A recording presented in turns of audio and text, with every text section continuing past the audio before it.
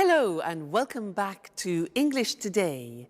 This is the second DVD of the beginner level, and in this DVD you will see 3 more episodes of our story, That's Life.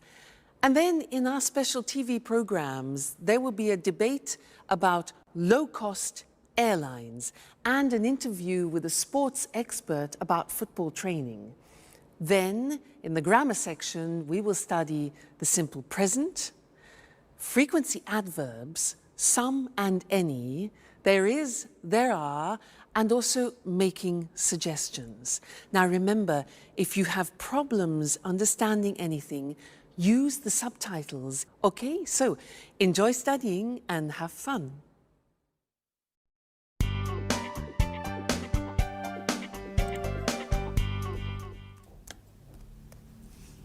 Hello, Anne. Oh, it's you, Peter. Look, this is it. Look at what? My office. Here, near my bed. Oh, I see. By the way, where are the office supplies? The computer supplies are in that cupboard over there. The folders, pencils, pens, etc. are here in this cupboard. And I also have 2 chairs. Oh, good. Are these for everyone? No, they are not. Don't touch anything, please. Okay, so you say you have all of the office supplies. No, not really. There isn't a fax machine. There aren't all the programs I need on my computer. And I guess you have an answering machine. Is it useful? I don't need an answering machine. I answer the telephone myself. Okay, you're right. This office is nice. And if you need a fax machine, I have one in my apartment. Oh, thank you. Wait a minute. Something is missing. Where's the coffee machine? All offices have a coffee machine. I'm afraid there isn't one here. There's a staff kitchen on the other side of the house. In the kitchen. We can have some coffee there. Good idea.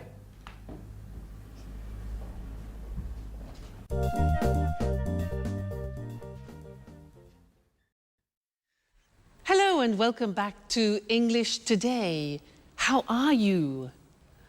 Now, in that last episode of That's Life, did you notice that Anne described her office? And the most important thing for Peter was what? The coffee machine. Strange. Now, I want to look at the language that Anne used. She used there is a and there are some. Let me explain that to you. Now, if you have a single object, for example, like a glass, then we say there is a glass on the table, or there is a hat on the table, or there is a computer on the table. Okay? Now that changes when we have more than one object. Like these pens, for example. We say there are some pens on the table. Okay? There are some pens on the table. And therefore, in this example here, books, there are some books on the table. There are some CDs on the table. So you see how it changes. Now, let's go and look at that on the screen. You can see it written. So we said, with singular objects, we say there is. The examples are, there's a computer in Anne's office. There isn't a fax machine. That's the negative. There isn't a fax machine. There's a table in the studio, and there isn't a coffee machine, which Peter can't believe. Now look at the plural form. We say there are some office supplies in the office, and there are some pens and pencils, okay? And we also use that for the exact number of plural objects. So, for example, there are 2 chairs in Anne's office, and there are 4 pictures, for example, in her studio. All right, so that's an introduction to there is and there are some. Now, in the next lesson, we're going to look at the difference between some and any, which is very important. So listen out for that in the next episode and then come back here and we'll work on it. All right, see you later. Bye. Do you want milk with your coffee? There's a bottle in the back of the fridge. I prefer it without milk, but with some sugar. Oh, I'm afraid there isn't any sugar. Well, that's okay. Black coffee is good too. Do you have any of those great cookies? Oh, yes. There are some cookies over here.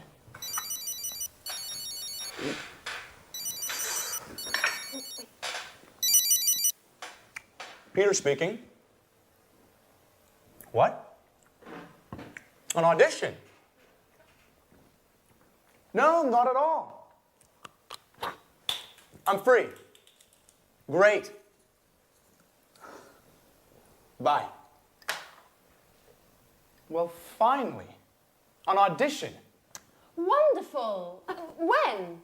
Next Monday at the Opera Theater. These cookies are fantastic. Are there any more? There are some more in the box. Thank you. Bye, Anne. Time for music. Hey! Take your dirty napkin away from my kitchen.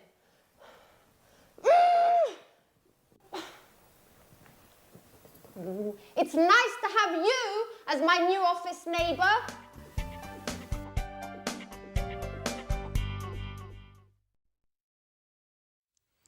Hi again. Anne's a bit difficult, isn't she? Yeah. Now, this is a lesson about some and any. Remember, Peter said, "Can I have some coffee and some biscuits?" Well, I want to talk to you about that right now. Now, in order to understand some and any, we have to understand the difference between countable objects and uncountable objects. So, these things here are ingredients to make a wonderful English lemon cake. Let's divide them into countable objects and uncountable objects. Let's start with these. Now, these are lemons. Countable means you can count them. Uncountable means you can't count them. Can you count these? Yeah, 1, 2. So these are countable, so there are some lemons. Now, what about these? These are nuts. Can you count these?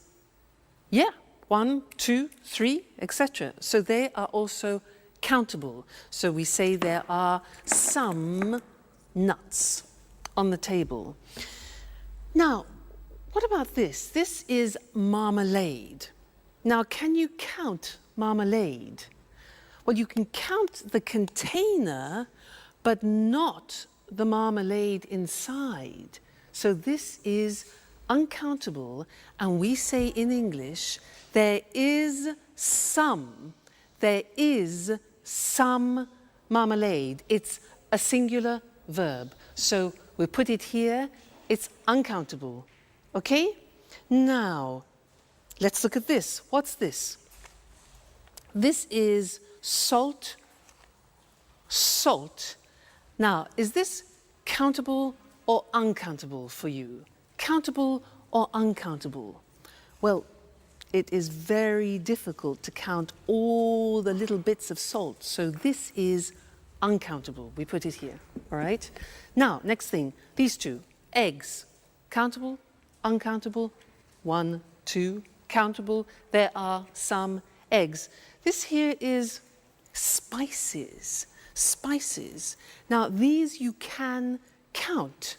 So we say there are some spices. What about this? Milk.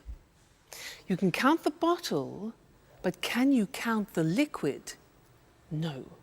So all liquids are uncountable, and we say there is some milk. there is some milk. So singular verb. Put that there. Now, what have we got here? Butter, butter. Can we count that? Well, we can count a packet, yes, but the butter inside? Exactly, no, we can't count butter. So there is some butter, we put it here. Good. Now, what else have we got? Flour. You know, flour we use to make pizza, to make cakes. Is that countable? Exactly, it's not countable. It's like salt, like sugar, like coffee. So we put this here, uncountable. And the last thing, this. What's this? Water. Is water countable? No, it's not. So water goes with the uncountable. There is some water. It's quite difficult, hey? Let's look at the screen to see that written, all right? And we will do a general summary. So we said countable objects in the plural. In the positive form, we say, there are some lemons on the table. There are some CDs on the table. There are some eggs on the table. So that's countable. Now the negative is there aren't any, we use any, there aren't any cigarettes on the table. There aren't any biscuits, important, any for the negative. There aren't any magazines, for example, all right? Now, questions. Here again, we use the word any. We use any in the negative and any in the questions. So, are there any glasses on the table? Are there any books on the table? Are there any pens? All right, so some in the positive, any in the negative, and the question form. Good. Now, let's move on to uncountable objects. These ones here. The examples are, there is, singular verb, some sugar on the table. There is some flour on the table. There is some water on the table. Okay? Negative, again, we use any. We say there isn't any bread on the table. There isn't any wine, a liquid, on the table. There isn't any chocolate on the table, all right? Questions, again, with the singular verb and any. Is there any money on the table? Is there any pasta? Unfortunately not. And is there any beer? Okay? Now, I want to add one more thing to this lesson, and it's the words this, that, these, those. Let me explain. With one object, you say this CD when it's close to you, this CD. But when it's distant from you, far away, you say that CD, this, that. All right? We hear this very often. Let me take two, plural. Now we say these CDs. When they're far from you, we say those CDs. Okay? So these, those, one, this, that. Let's see that on the screen. So this book, plural, these books when they're close to you, and that chair, for example, and those chairs when they're distant from you. That's a big lesson, hey? There's a lot to remember. So we have some and any, countable and uncountable, this, that, these, those. Whew! You have a lot to do at home to study there. Anyway, no problem, because you're great students. So we'll meet again in the studio very soon for some more English. Take care. Bye for now.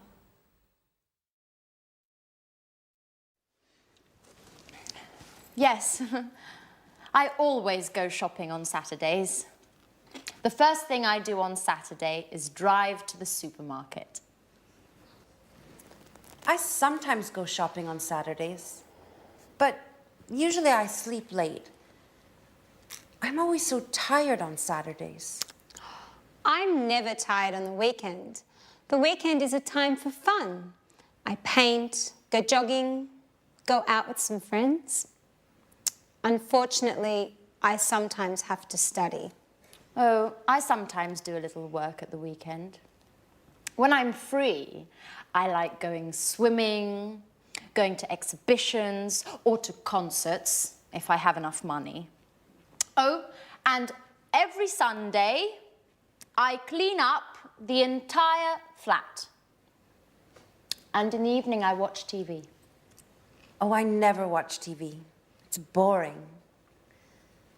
Peter and I like going to the cinema at the weekend.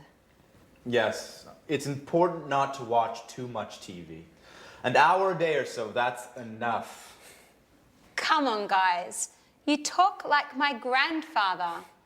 Work, TV, housework on the weekends. Life is more. I want you to take me to places where young people have fun. Great. Get ready, Grandpa.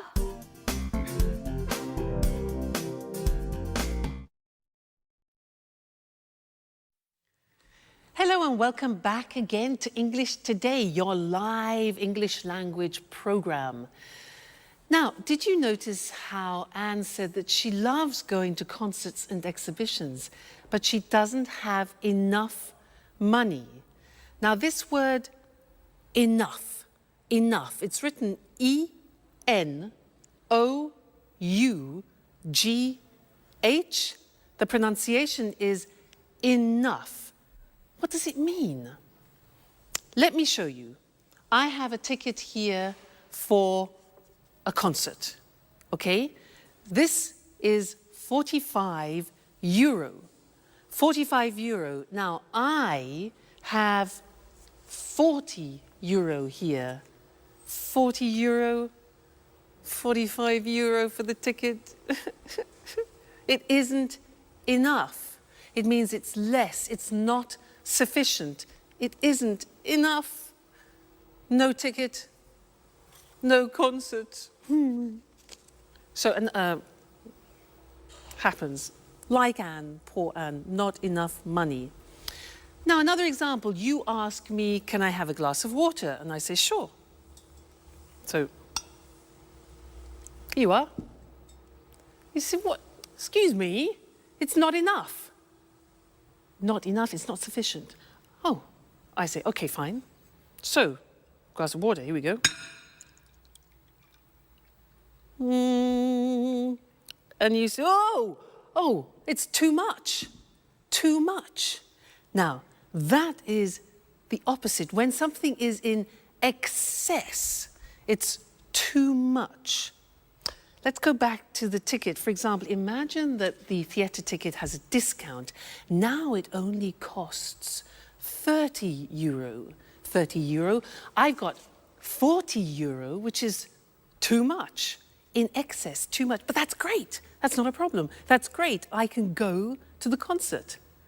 Okay? So that's enough, too much. Now, one more word. It's a small word. And it's so. When do we use so?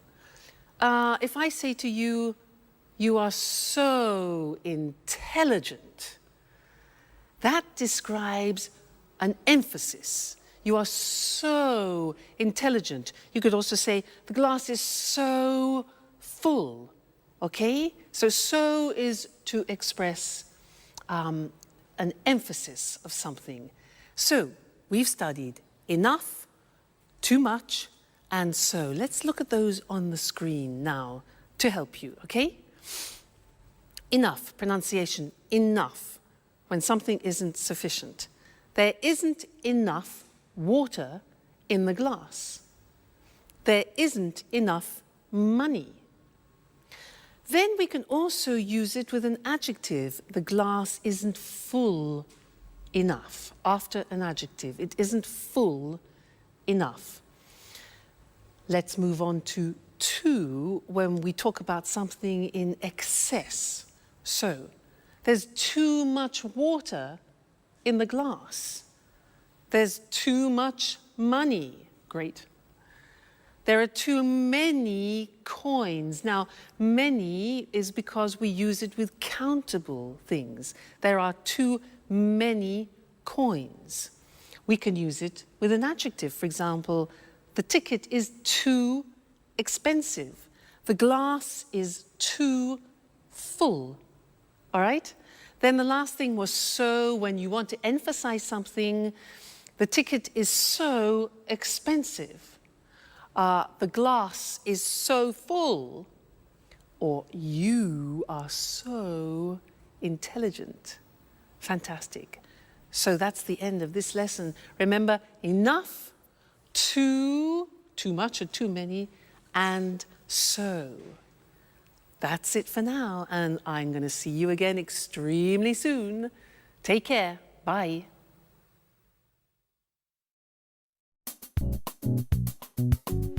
Work is so hard, guys. I wake up at 6:30 every day, have breakfast, and take the train to work. Every day. I know. I get up at 7, but I have a friend at work who usually gets up at 6. Why? That's too early. It takes him an hour to drive to work. Wow, that's a long drive. Yes. But he lives in the country. I think he's lucky. Every weekend he can go for walks in the woods, not in traffic jams. I guess that's pretty nice. He lives in the countryside, but works in the city. A pretty nice combination. What about you, Sharon? What time do you wake up? I usually get up at about 9 o'clock, but I live in the city. It's easy to get to work. Yes, but you get home very late. Often 6:30 or 7. You know, I sometimes have 5 or 6 groups of tourists a day. You work too much, my dear. And you sing too much, Peter.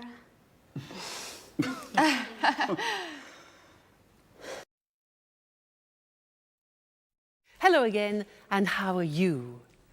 Now, from that last conversation, we learned that Sharon works too much and Peter sings too much. How about you?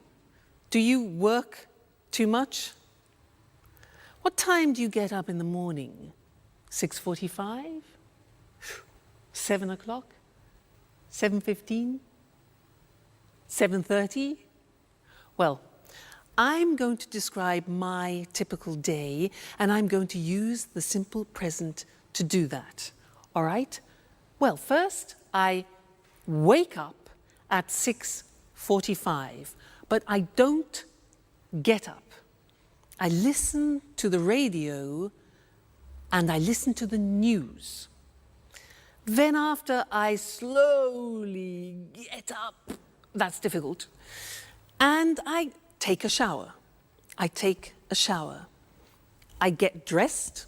And then I go for a walk with Suki. Then we have breakfast together. She has dog biscuits, and I have toast, marmalade, and butter. Then I go to work on my scooter. Now, my boyfriend has a different day because he goes to work at 8 o'clock at night. Remember, he's a jazz musician. Now, did you notice I said he goes to work? That's because with the third person we add an S, goes. He goes to work at 8 o'clock and he comes home at 3 o'clock in the morning because he plays jazz concerts. Then he goes to bed and he gets up at lunchtime at 1 o'clock. So we meet at dinner, which is you know, we don't have much time together. But that's life. Now that was the simple present tense, and now we're going to see that on the screen. Very, very important, this grammatical form. So, I work, you work, he, she, it works, she works, it works, we work, you work, they work. Now, very often you forget to put the S on the third person, so I have another teaching assistant who will help you to remember, Mr. Snakes. He is here to help you remember to put the S on the third person. So listen, I work at home, you work every day, he works at night, she works in an office, it works all week, we work together, you work full-time, they work at weekends. So remember, it's not difficult, the simple present in English. I work, you work, he works, she works, it works. Don't forget, Mr. Snake, don't forget the S, the third person. All right? Good. Now, listen to the next episode and try and pick out words like often, sometimes, occasionally, because we're going to study those next. All right? Go and have some fun. Bye. Alice, I bet you don't wake up at 6 o'clock every day. Tell us something about your typical day at university. Well, I sometimes have classes in the morning, but I usually have classes in the afternoon. On Mondays, I always attend lectures in the morning. And where do you study?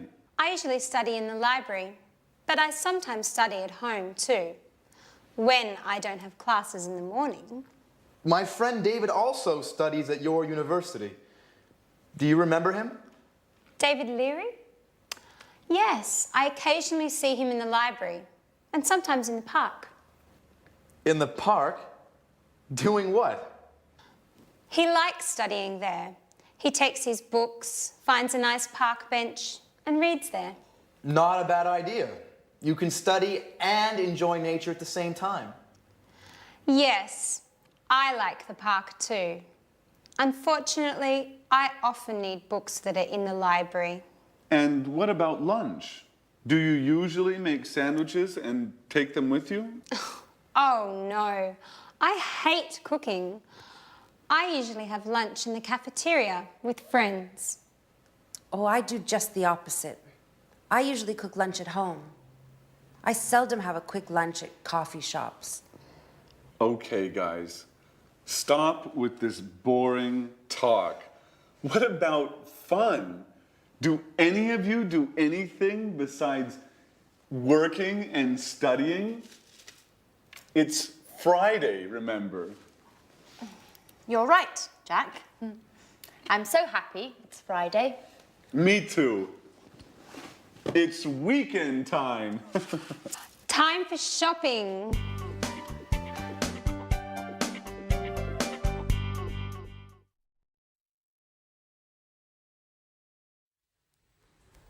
Jack really knows how to provoke Anne, doesn't he? Did you notice those words? Sometimes, always, occasionally? Because we're going to study those now. And in English, they're called the frequency adverbs. And we usually use them with the simple present tense. And they describe how many times you do actions, frequency adverbs. Now, to help me introduce them, I have another teaching assistant. This is, ta-da, Mr. Dinosaur. Mr. Dinosaur is here to help you with the frequency adverbs. Dinosaur, D-I-N-O-S-A-U-R. Now, let's see at the screen how Mr. Dinosaur is going to help you. Well, look at the screen. Now, we're talking about adverbs of frequency, things which describe how often you do something, like habitual actions. Dinosaur. Look at the screen. We have D-I-N-O-S-A-U-R. Now, these letters represent a frequency adverb. Let's see if you can find them. What do you think O is? When you do something a lot. Yeah, often. O is often. What about N? When you do, N is never. Good. N is never. What about A? Something that you do a lot. A is always. Good. What about S? S is sometimes. Very good, sometimes. Now, U is for usually. Usually, it's a habit. What about R? R stands for rarely. That's difficult to pronounce. Rarely. And the last one, look at the top. We've got D. Monday, Tuesday, Wednesday, Thursday, Friday, Saturday, Sunday is, a bit strange this, every day. All right, so those are the main frequency adverbs. Every day, never, often, sometimes, always, usually, rarely. You notice sometimes is also the same as occasionally, and rarely, another way to say rarely is seldom. Okay, now, the important thing about Mr. Dinosaur and the frequency adverbs is where to put them in the sentence. Now, look at the examples. We put them in front of the main verb. So, I never go out. You always arrive late. He usually gets up at 7. She rarely plays tennis. It often rains in England. We sometimes watch TV. You occasionally drink wine. And the last one is different. Every day they drive to work. Usually every day we put at the beginning. But the others are always before the main verb and after the subject. Now, one problem. There is an exception to the rule, which is typical of the English language. And what is the exception? The exception is the verb to be. The verb to be is always an exception in English. Let's see how that works. Look at the example. He isn't often late. We are sometimes in a hurry. You see the position. The position of the frequency adverb is after the verb to be, not before. And that's the rule. So he isn't often late. We're sometimes in a hurry. They're never at home. And I'm always tired. So those are the frequency adverbs, very important, and we use them to describe our habitual actions. Now, in the next episode of That's Life, listen for this word, enough. Enough. It's a very strange word, because we're going to talk about that in the next lesson here in the studio. So, go and see That's Life. Bye.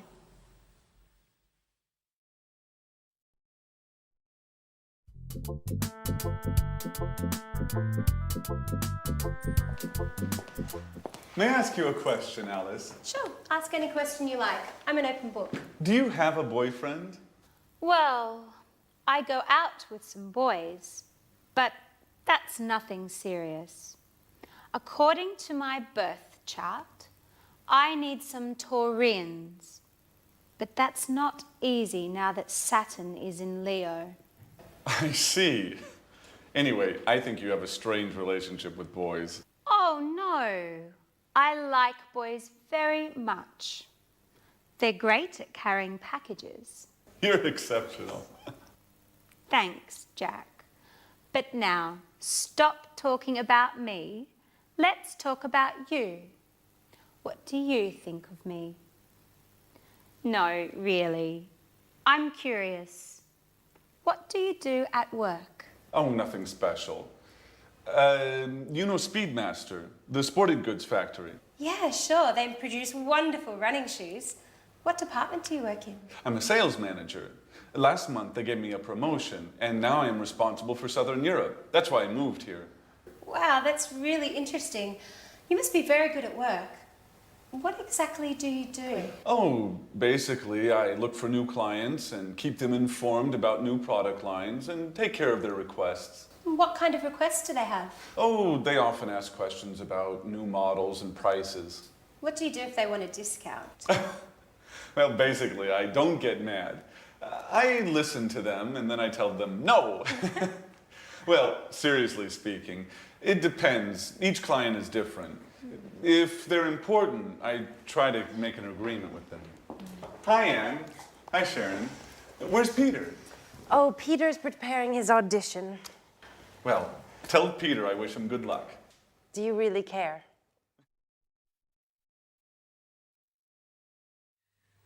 Hello and welcome back to English Today for some more live English. Now, Jack, does he really care for Sharon? I think he does. Let's ask Mr. Monkey. Mr. Monkey, does Jack really care for Sharon? Mr. Monkey. Yes, he agrees, he cares. Now, in that episode, there were a lot of questions, and I want to practice that with you now. And to do that, we are going to have a quiz. I am going to change profession. I am no longer an English teacher. I have a different job. I will ask 10 questions. I will give the answers, and you must guess my new job.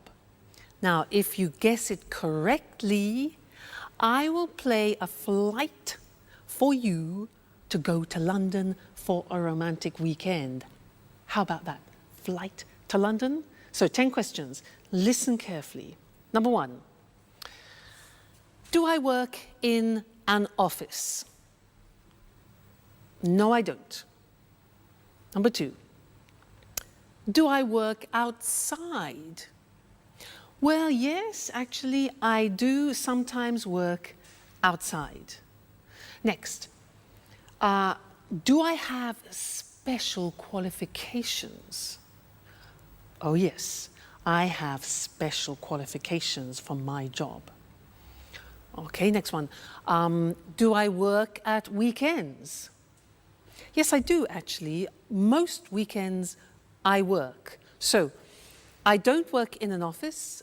I work outside sometimes. I have special qualifications, and I work at weekends. Okay, next one. Do you travel a lot? Oh yes, I travel everywhere. I travel to America, to the Far East, around Europe, a lot. Do you earn a lot of money? Oh yes, I earn a lot of money. Next question. Do you use your hands when you work? Yes, I do. I use my hands and I also use my feet. Very important. Next one. Do you work with other people? Yes, that's very important. I work with other people. All right, next one. Do you use music in your job? Music? Yes, now music is very important for me, music. And the last question, do you wear special clothes? Well, yes. For my job, I have special clothes, I have special shoes, particular shoes, and I do my hair in a special way. So, I use my hands and my feet. I work with other people, I use music, I earn a lot of money, I wear special clothes, and I travel a lot. So what's my job? No. Nope. Nope. It's difficult. Shall I tell you? I'm a prima ballerina. I won, you lost. No London, no flight to London. Next time, there'll be another quiz. All right, good. So let's look at the grammar that we've just used for asking questions, okay? Now, we have the question form with the question word like when, the auxiliary, do, I, the subject, and then arrive, which is the verb. So, when do I arrive? Okay, that's a typical question in the simple present. Look at the next one. What do you do at work? What do you do? Next one now, this is important, and we need Mr. Snake because it's who does he work with? Remember, does, third person, the S, do becomes does. So who does he work with? Next one, why does she study? Third person. How much does it cost? Again, third person, it. When do we leave? Where do we live? And how do they speak English? Okay, so remember, third person does is the auxiliary plus the infinitive. All right, so those are the English question forms. Now, in the next episode, listen out for the negative form, and then we'll study that together. Okay, so have fun studying, and I'll see you again very soon. Bye.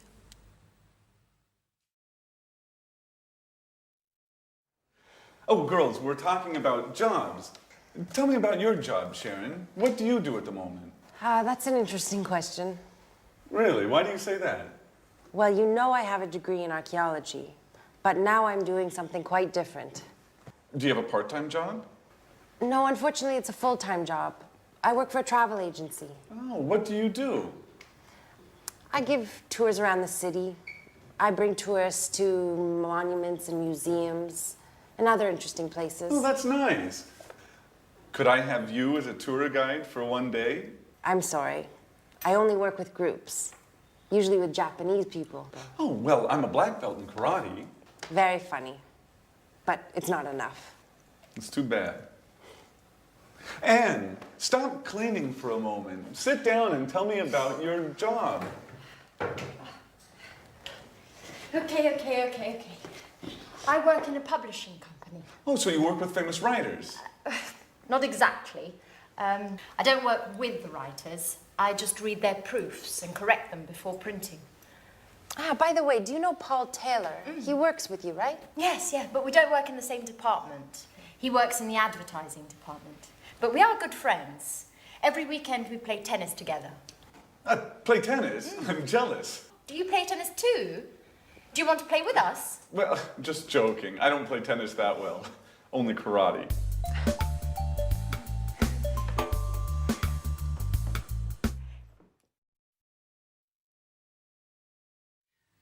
Jack, I don't play tennis very well. I only do karate. He doesn't play tennis very well. It's easy. Men. Now, anyway, it was a good example of the negative of the simple present tense. I don't play tennis very well. Now, I'm going to tell you my typical day again, but in the negative, and listen to the grammatical form, okay? I don't wake up at 6:45. I don't get up after.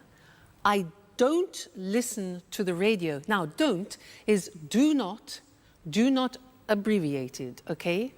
I don't take a shower. I don't have breakfast with Suki, and I don't have dog biscuits. Now think of my boyfriend. Let's go into the third person. My boyfriend doesn't go to work at 8 o'clock at night. He doesn't play the saxophone. He plays the double bass. Now, doesn't is does not contracted. Doesn't, okay? Plus the infinitive. So he doesn't play, let's say, at 1 o'clock in the morning. He doesn't come home at 7 o'clock in the evening. So you see, these are examples of the negative form. And now we need to go and look at the screen because we need to see how that works in comparison to the positive form. All right? Great. Now, look at the examples. I don't teach on Sundays. Do not becomes don't. I don't teach on Sundays. You don't know my parents. Jack doesn't, does not. Jack doesn't play tennis well. Alice doesn't have a boyfriend. The house doesn't belong to Anne. Third person, doesn't. We don't work part-time. You don't know Anne's aunt. And Alice and Sharon don't live together.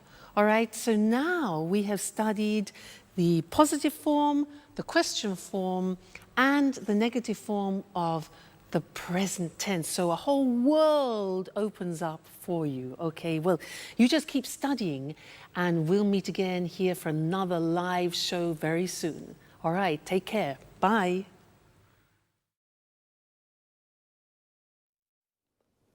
Good evening from Eric Brown. Welcome to another edition of Let's Talk. With me here in the studio are Marie and Tom. Hello, Marie. Hello, Tom. Hello, Eric. Well, today, let's talk. Let's talk about what, Marie? Low-cost airlines. Very interesting. You're right, Eric. You know, there are 90 low-cost airlines in Europe today. Really? So many? Yes, that's right. 90. Lots of people fly with low-cost airlines. Of course. It's very cheap to fly with these airlines. It's not always cheap, Marie. It's cheap to fly midweek on Tuesday, Wednesday or Thursday, but it's not cheap to fly at weekends on Saturday or Sunday. But are the planes safe? Yes, the planes are usually new, so they are safe. That's good. It's important to fly in safe planes. And what about the tickets? Is it easy to find them? Yes, it's very easy. I usually buy my tickets online with my credit card. Well, I travel a lot. Really? You're a real expert on low-cost airlines, Marie, aren't you? Yes, I am. My boyfriend lives in Berlin. Oh, and how often do you visit him? I go to see him twice a month. Oh, I see. And are the flights on time? Yes, they're usually on time. I leave work at 5:30 in the afternoon and arrive at the airport at 6. Perfect for the check-in. That's very convenient. You're lucky, Marie. Usually, low-cost flights leave from airports a long way from the city. What time's your flight? At 7 o'clock. You're really lucky, Marie. Usually, low-cost flights leave late at night or early in the morning when it's not convenient. Yes, that's true. And yes, I am very lucky. Is there any food on the plane? Yes. Passengers buy drinks and snacks. Remember, the drinks and snacks aren't free. You have to pay even for a glass of water. That's true, but it doesn't matter. I arrive in Berlin at 8:30, just in time for a pizza with my boyfriend at Bella Napoli. A very good pizzeria, the best one in Berlin. Oh, that's great, but for us, it's time to say goodbye. Okay, low-cost airlines. Today, there are many low-cost airlines throughout Europe. They are very easy to use, and they are cheap. And the planes are safe, and they are usually on time. Very interesting, very, very interesting. Thank you, Marie. Thank you. And thank you, Tom. Thank you. And goodbye. And see you again soon on another edition of Let's Talk. Well, low-cost airlines really make traveling easy. For many people, flying is very simple, like taking a bus. Now let's take a look at some very useful vocabulary and expressions you just heard. The check-in is the place where you show your passport and leave your luggage. In English, it is also a verb. We say, I check in at 7, or where's the check-in for Berlin? When we talk about cheap prices, we mean it doesn't cost very much, and expensive means it costs a lot. My ticket to Berlin is 600 euros. It's expensive. Your ticket is 100 euros. It's cheap. Her ticket is 30 euros.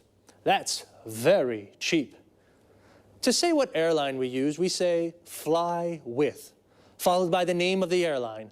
I fly with Air Liverpool, or the type of airline. I fly with low-cost airlines. And what about when you want to ask if the plane is late? We can say, are the flights on time? If the flight is at 7 and it goes at 7, it is on time. But if the flight is at 7 and it goes at 10, it's late. Marie said, I buy my tickets online. This means she uses the internet to buy her ticket. What other things can you do online? Here are some examples. I reserve hotel rooms online. I don't call the hotel on the phone to reserve a room. I use the internet. I check my bank account online. I use the internet to see how much money I have in my account. I pay my bills online. I use the internet to pay the electricity bill, the water bill, the gas bill. Wow, we can really do a lot of things online. Okay, just 2 more things before we say goodbye. The first is frequency. When we say how often we do something, I asked Marie, how often do you visit him? And she said twice a month. Twice a month means 2 times in a month. Once a month means 1 time in a month. But when we do something more than 2 times, we say 3 times a month, 4 times a month, etc. Even if we change the period of time, the structure of frequency remains the same. For example, we can say once a day, twice a week. But remember, we say 3 times a year, 4 times a week. One last thing. Notice the preposition after arrive. When we arrive in a place like a station, airport, shop, we say, I arrive at the airport at 6. But when we arrive in a city or country, we say, I arrive in Berlin at 8:30. So, we say, I arrive at the station, I arrive at the airport, but I arrive in London or I arrive in Madrid. That's about it for now. Take care and see you soon. Good afternoon to everyone. Welcome to Sports Special, the program dedicated to all sports and all sports fans. I'm Eric Brown. In the studio with me is John Forbes, our sports expert. Well, John, what are you talking about this afternoon? Football. Great, my favorite sport. It's not only your favorite sport, Eric. Millions of people love football. Of course. It's a fantastic game, the best in the world.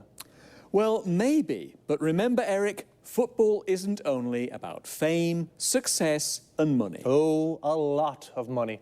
Professional footballers earn millions of euros. That's true, but football is also about hard work, fitness training, stretching, and jogging almost every day. Really? How often do professional players train? They go jogging every day at 8 in the morning, and then they work out in the gym. Ah, so much exercise. And that's not all. Really? What do you mean? Well, they also practice football 3 or 4 times a week with the team. And where do they train? They usually do fitness training at the football ground. First they do stretching, then they practice shooting. Is the coach with them during the training? Yes, of course. The coach is very important for the team. He shows the players good techniques for passing, dribbling and heading. And he decides who plays in the matches. How many matches are there in a football championship? 30, more or less. You know, football championships take place in the winter, usually from September until June. And when do they play matches? At weekends, but the big clubs also play during the week for the European Cups. Oh, championships, European Cups, training. Footballers are very busy. Yes, they are. The only time they rest is in the summer. Well, holidays only in the summer, but what about fun? For example, can the players have a beer after a match? Of course, Eric, especially if they win. A beer is a perfect way to celebrate a victory. Well, a footballer's training routine is very hard, but it is very rewarding too. Okay, thanks to our expert, John Forbes. And goodbye to all football fans and sports lovers. See you again soon for a new edition of Sports Special. First of all, football and soccer are the same thing. Football is the British word, and soccer is the American form, but they are exactly the same thing. So, let's take a look at some of the vocabulary we use to talk about football. Do you like football? If you do, then you are a football fan. Like me. Do you support a team? I support Inter. We say that we support a team when we are a fan of that team. So, what is a team? It's the group of players that play together. For example, Manchester United is a football team.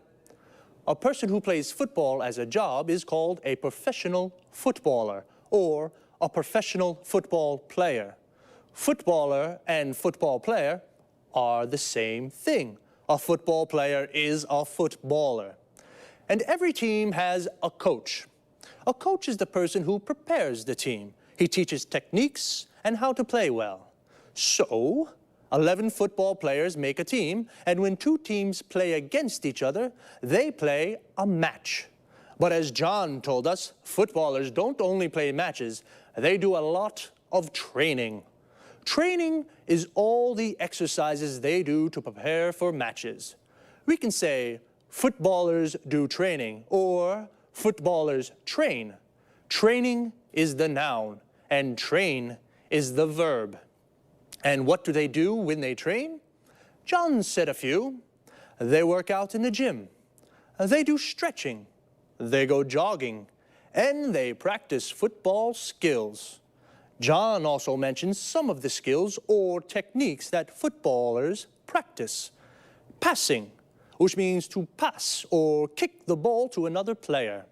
Dribbling, which means to move the ball forward with the ball. Shooting, which means to shoot or kick the ball into the goal. And heading, which means to hit the ball with your head. It's a lot of hard work. I think they definitely deserve a beer when they win. Well, that's all from me for now. Take it easy. See you next time.